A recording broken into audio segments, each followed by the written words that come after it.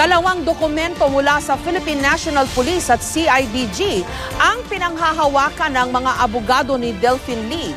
Dito sinasabing pinoproseso na ang pagtanggal o delisting kay Lee sa most wanted list. Pero nilinaw ngayon ng PNP na hindi naman daw yun final.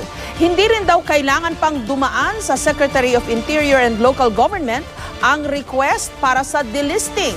Pero taliwas yan sa nakasaad sa sulat ni PNP Chief Alan Purisima sa abogado ni Lee. Samantala, haharap bukas si Lee sa Court of Appeals para sa pagdinig ng kanyang petisyon para sa writ of habeas corpus. Live mula sa Quezon City, may report si Rafi Tima. Rafi? Jessica, 5 araw na nga matapos maaresto si Delphine Lee, pero hanggang ngayon ay usapin pa rin kung legal o hindi yung pag-aresto sa kanya. Ang basihan ng mga kampo ni Lee ay mga kasulatang nakuha nila mula mismo sa PNP, pero giit ng pambansang pulisya, iba ang naging interpretasyon ng mga abogado ni Lee sa kanilang ginawang kasulatan. Ito ang mga dokumento na di umano'y patunay na tinanggal na ng PNP si Delphine Lee sa listahan ng mga wanted sa batas. Sa sulat na pirmado ni PNP Chief Police Director General Alan Purisima at naka-address sa abogado ni Delphine Lee, nakasaad na nasa proseso na ng delisting si Lee mula sa wanted list ng PNP. Ayon sa sulat, ang Secretary ng Department of Interior and Local Government o DILG ang may pinal na desisyon tungkol sa delisting. Bagay na nilinaw ngayon ng tagapagsalita ng PNP.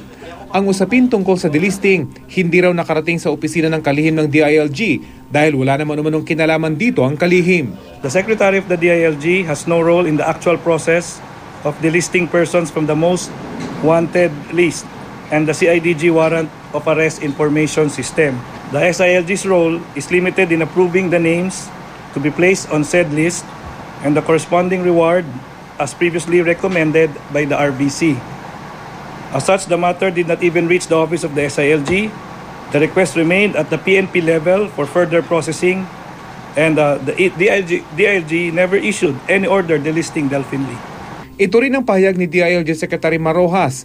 Ang PNP Reward Valuation Committee lang daw ang may kapangyarihang magtanggal ng mga pangalan sa wanted list ng PNP. Wala daw siyang natanggap na request para tanggalin si Delphine Lee sa most wanted list. Kung sino man daw ang nag-utos nito, kailangang maimbestigahan. Kaya naman ang Task Force Tugis nanindigang legal ang kanilang ginawang pag-aresto kay Lee. It doesn't matter sa amin. Ang importante sa amin, buhay yung warrant. So whether he was delisted sa type 5 most wanted o whatever na list yan, ang importante sa akin, buhay pa yung warrant niya. So kaya malakas ang loob ko na i-implement yung warrant. Una nang sinabi ng hepe ng Task Force Tugis na nakahanda siya sakaling sampahan siya ng kaso dahil sa pag-aresto kay Delphine Lee. Tuloy raw ang kanilang trabaho para mahanap ang 4 na iba pa sa tinaguriang Big 5 high-profile na most wanted ng PNP. Ang team na nakahanap kay Lee, ikakalat na sa 4 na team na naghahanap sa magkapatid na Joel at Mario Reyes, General Jubito Palparan at Congressman Ruben Ecleo. Yung mga bata ko, they earned this bragging rights. So medyo hemorrhage yung mga bata. Samantala, pinagbigyan na ng Court of Appeals na dinggin ang petition for writ of habeas corpus ng kampo ni Delphine Lee. Alas 10 ng umaga bukas, haharap siya sa Court of Appeals First Division para sa pagdinig ng anilang illegal na pag-aresto sa kanya. Kung illegal yung pagkakapiit niya, i-release siya. Uutusan yung hindi kayo dapat nang huli. Pinaharap din sa korte ang NBI Pampanga at leader ng arresting team na si Police Chief Inspector Rafael Delero. We maintain that the warrant is valid.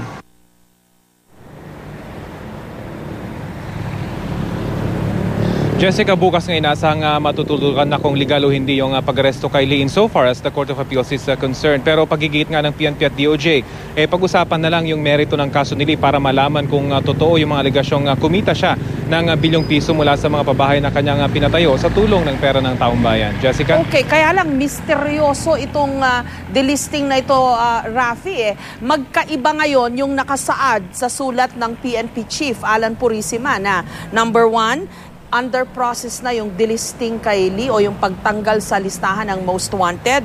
And number 2, sabi ni Purisima dun sa sulat, the delisting of Lee will have to go through the SILG, Secretary of Interior and Local Government. iba na ngayon ang deklarasyon ng PNP, hindi raw totoo yung mga yon. Yun na nga, Jessica, nangyari nung ginawa yung dokumento nung Enero, ay yun yung nakasaad doon sa second paragraph, if I'm not mistaken, doon sa sulat ni Purisima, at nakalagay nga dito na yung SILG yung may final say patungkol sa delisting. Pero kanina nga ay talagang kinorek nila basically yung kanilang sarili at sinasabing walang kinalaman dito yung Secretary of Interior and Local Government. Ang power lamang daw ng SILG ay magpasok ng mga pangalan doon sa listahan ng mga most wanted, pero wala daw siyang kinalaman sa pagtatanggal ng pangalan mula doon sa most wanted list. Kung kahit ito yung nilinaw ngayon ng PNP, hindi pa nagsasalita, Jessica, itong si General Purisima mismo at yung tagapagsalita lamang niya yung nag-correct nga doon sa nauna nilang naging statement, lalo na patungkol sa dokumento, Jessica. May precedent ba ito? May nauna na bang kaso ng delisting na ganito rin yung kaguluhan o mas maayos yung proseso? Sa ating pagkakaalam, Jessica, wala sila nabanggit na may nauna ng ganitong kaso, kung kaya't siguro medyo nagkakagulo nga dahil ang kino-quote ng Office of the Department of Interior Local Government Secretary ay yung mismong manual doon sa PNP in dealing with this kind of issues, at sinabi nila na nakalagay doon sa kanilang manual na walang kinalaman dito yung Secretary of the DILG, pero iba nga yung kinote dito doon sa kasulatan nung Enero.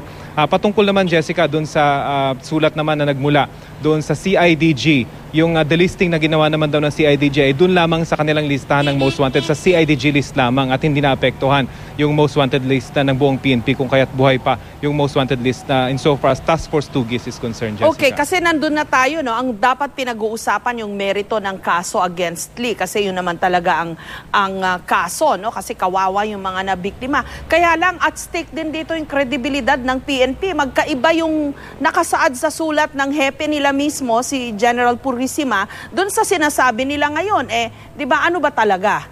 Yun na nga, Jessica, kaya nga sabi ng SILG sa kanyang statement, kailangan maimbestigahan kung sino yung nag-utos ng delisting. Pero insofar as the delisting is concerned, ang sinasabi naman ng SILG at ng PNP chief, pareho naman sila na nasa proseso pa. Well, insofar as Purisima is concerned, nasa proseso lamang at hindi naman daw talaga nila dinilist. Hindi naman nila pinatatanggal sa listahan pa itong si Delphine Lee. Ang problema lamang ay yung kinukot nga nila na ruling na ang SILG yung may final say. Doon talaga sila nagkakatalaw at inaasahan natin, Jessica, sa mga susunod na araw may malaking explanation na kailangan gawin yung PNP patungkol sa pagkakamaling yan, Jessica. Kasi hindi ito simpleng bagay, Rafi, dahil abay listahan ito ng mga most wanted sa ating bansa, pinakamalalaking mga kriminal ito.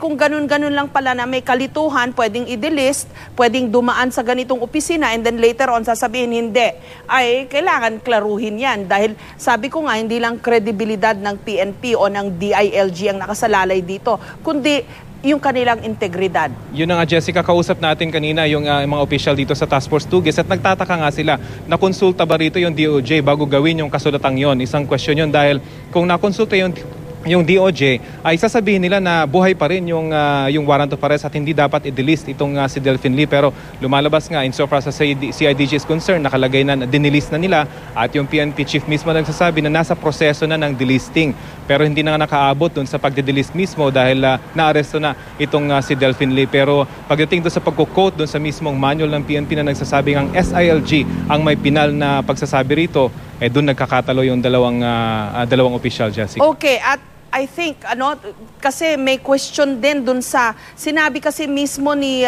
Lee na hindi naman daw siya nagtago.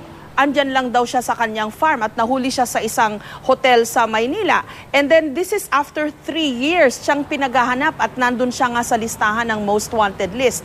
Parang kailangan din pag-usapan ito dahil 3 years siyang hindi mahanap. Yung pala, sabi niya nasa farm lang siya at nahuli pa sa isang hotel, hindi ba? Well, ang binabanggit naman, Jessica, nung official natin nakausap patungkol dyan, hindi sila naniniwala na ganoon nga yung sitwasyon. Siguro para lang daw sa media yung pagsasabi na yun ni Delphine Lee. Talagang hinanap daw nila sa kanilang farm, talaga nagtatago daw talaga itong si Delphine Lee at meron lang din silang nakuhang A1 information a month before nitong maaresto siya na merong ganitong movement itong si Delphine Lee, kaya't naaresto siya doon sa hotel at ayon sa ating nakausap na opisyal, hindi rin totoo yung binabanggit daw ng mga abogado nitong si Delfin Lee na nagpaplano na sila ng press conference nung Monday or kahapon yon bago maaresto itong si Delfin Lee at palabas na lamang daw ito ng mga abogado ng itong si Delfin Lee, Jessica. Kailangan magpaliwanag talaga si General Purisima dito sa napaka-importanting isyong ito. Kaya antabayanan natin ang iyong updates, Rafi Tima. Maraming salamat sa iyo.